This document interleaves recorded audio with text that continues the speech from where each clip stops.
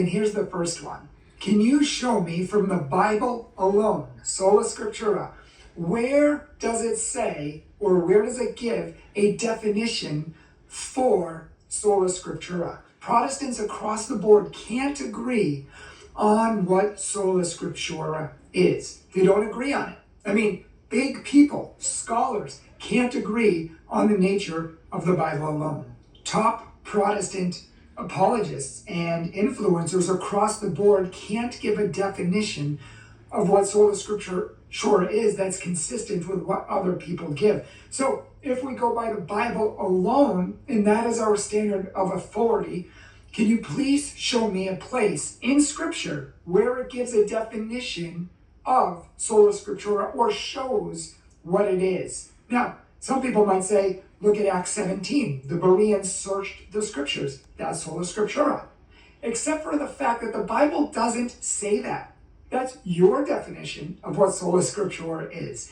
The Bible didn't give that definition. The Bible's just showing people looking up Scripture. In fact, the Catholic Church has searched Scripture for 2,000 years. We've looked them up, we've studied them, we've researched them. And in fact, in Acts 17, Paul was pointing out to the people that Jesus rose from the dead, and he was trying to show them from Scripture, so they were just looking it up to see what he said. The people he was speaking to were Jews. The Bereans were Jews. The Thessalonians were Jews.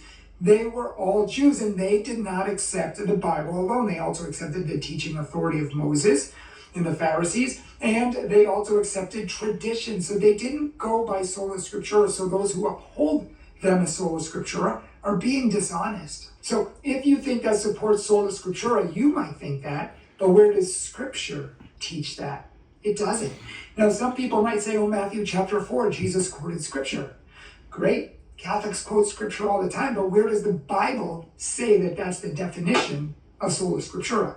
Nobody thinks, no Protestant across the board thinks that sola scriptura is just quoting the Bible or using the Bible. I've never seen that in an official definition. In fact, I've never seen just searching the Scriptures as an official definition of sola scriptura. Some people might point to 2 Timothy 3:16, where all Scripture is inspired or God-breathed. This shows that since Scripture is God-breathed, and only Scripture is God-breathed, that's what we have to go by. But again, where does Scripture say that? Especially since it tells us to hold to traditions, like in 2 Thessalonians 2:15, 1 Corinthians 11:2, 2 Timothy 2:2, and many other verses. And we need to listen to the authority of the church. Many times it says that throughout Scripture. Where does it say that that is the definition of sola scriptura? And this leads to our second question.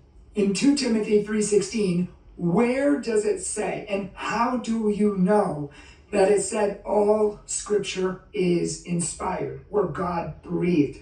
This is one of the main arguments for sola scriptura. And yet, the word there, theopneustos, could mean God-breathed or inspired, or it could mean life-giving. This word has an active and a passive sense in Greek, meaning it can mean two different things. It can mean inspired or God-breathed, or it can mean life-giving. So it could read Scripture as life-giving. So how do we know from the Bible alone, sola scriptura, as our final authority and teacher? Now, many people might say, well, you just go to other parts of Scripture and see how the word is used there. But this is the only time that the word theopneustos is used. It's the only time.